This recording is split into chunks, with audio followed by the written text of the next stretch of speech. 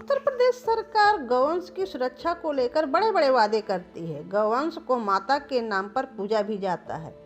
हर साल उनके खान पान और रख रखाव के लिए सरकार करोड़ों रुपए भी खर्च करती है। इतना ही नहीं, गौवंश को ठंड से बचाने के लिए खास इंतजाम भी कराए जाते हैं। इसके बावजूद भी इस कड़ाके की ठंड में गौशालाओं में असुविधा नजर आ रही है और बेजुबान गौवंश ठंड से तड़प रहे हैं। ऐसी स्थिति में कई कमजोर गौवंश तो मौत का शिकार भी हो रहे हैं। किसान यूनियन के नरैनी तहसील अध्यक्ष दिनेश पटेल का कहना है कि गौशालाओं में गौवंश की सुरक्षा के नाम पर खिलवाड़ होता है। इसे भक्ति कहें या गौवंश के साथ जास्ती। पहले यही गौवंश बिक जाते थे, अन्ना नहीं घूमते थे, सीमित होते थे तो लोग अपने घरों में बांधते थे, जिससे किसानों की फसलें भी सुरक्षित रहती थीं। और जो गौवंश आज सड़कों में हो या गौशालाओं में ठंड से हो या भूख से मौत का शिकार हो रहे हैं, वह भी नहीं होते थे। पर आज की स्थिति ऐसी है कि गौवंश, जिसको गौ माता कहते हैं, वह मारी मारी फिर रही हैं। उन्हें रखने के लिए किसी के घरों में अब जगह नहीं है और सरकार जो गौशालाएं बनवाए हुए है और खान पान रख रखाव के लिए बजट दे रही है, वह भी जो गौशालाओं और रख रखाव के जिम्मेदार लोग हैं, उनकी कमाई का जरिया बना हुआ है। अभी हाल ही में एक हफ्ते पहले रिसौरा गांव में लगभग 5 गौवंश की मौत हुई है गौशाला में, क्योंकि वहां पर लगभग 200 से 250 गौवंश हैं और सिर्फ एक टपरा बना हुआ है जिसमें पन्नी ताई गई है, वो भी जब गौवंश खत्म हो गए हैं उसके बाद। ऐसी स्थिति में कड़ाके की ठंड में ठंड के कारण जानवर मर रहा है। जहां हाड़ कांपने वाली ठंड लोगों का जीना हराम किए है, लोग रजाई के अंदर घुसे हुए हैं, आग ताप रहे हैं, तब जाके अपने आप को बचा पा रहे हैं और इतने सारे कपड़े पहनते हैं, वहां जानवरों के लिए सिर्फ एक टपरा पन्नी से छाया हुआ क्या होता है।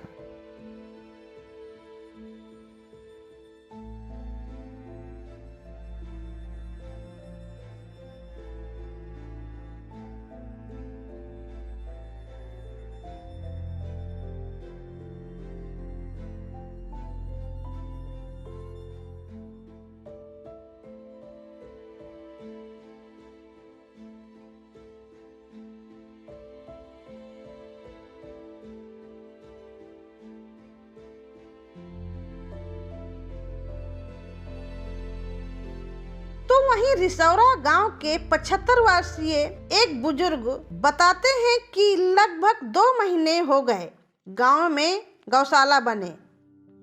इस गौशाला में लगभग 250 गौवंश हैं। सिर्फ एक टपरा बना हुआ है, उनमें पन्नी अभी लगाई गई है।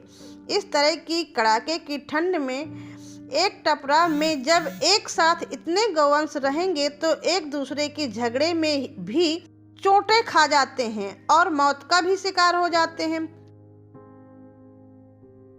अभी एक हफ्ते पहले तहसील के अधिकारी भी आए थे जब उनको जानवरों के मरने की खबर मिली थी, तब जाकर वहां पर पन्नी छाई गई है और व्यवस्था की गई है। नहीं तो पहले खाली टपरा ही बना हुआ था, ना तो वहां पे कोई खाने पीने की खास व्यवस्था थी और ना ही गौवंश को ठंड से बचने की।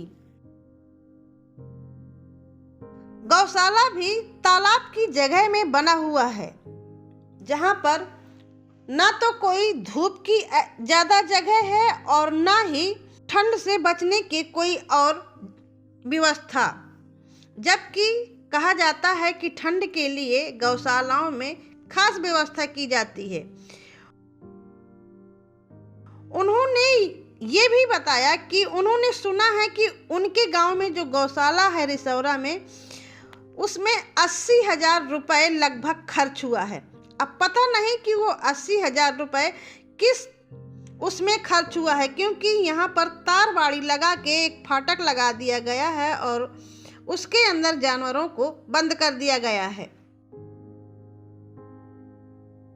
खाने के लिए सिर्फ धान का पैरा है, भूसा भी नहीं नजर आ रहा। इसी तरह पिपरहरी गांव के किसान लल्लू सिंह कहते हैं कि उनके गांव में इसी साल बहुत ज़्यादा भाग दौड़ और प्रयास के बाद गौशाला बना है।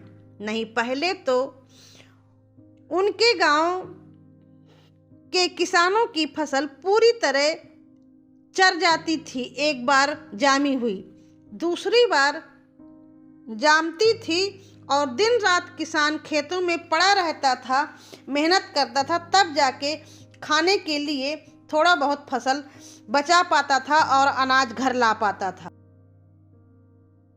अब गौशाला तो उनके यहाँ बन गया है। गौशाला में लगभग 150 जानवर भी हैं, पानी की व्यवस्था भी हो गई है। टपरा एक ही है, उसमें अभी पन्नी ताई गई है। नहीं तो पहले जानवर खुले आसमान के नीचे घूमते थे और ठंड तो दिसंबर के महीने से ही कड़ाके की पड़ रही है। ऐसी स्थिति में वो चाहते हैं कि गौशाला में और थोड़ी अच्छी व्यवस्था होनी चाहिए।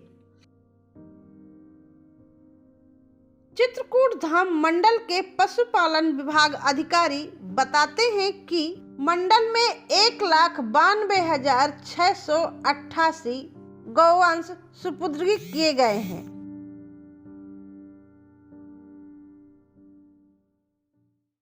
गौशाला में शेड है और उन शेडों को चारों तरफ से पॉलीथीन से या तिरपाल से ढका गया है रात के समय, ताकि उन्हें ठंड से बचाया जा सके। जहाँ पशु ज़्यादा है और वो शेड उनके लिए पूर्ण नहीं पड़ रहे हैं तो उनके लिए टेम्परेरी शेड अस्थायी बांस बल्ली से बना के उन्हें पॉलीथीन से कवर किया गया है।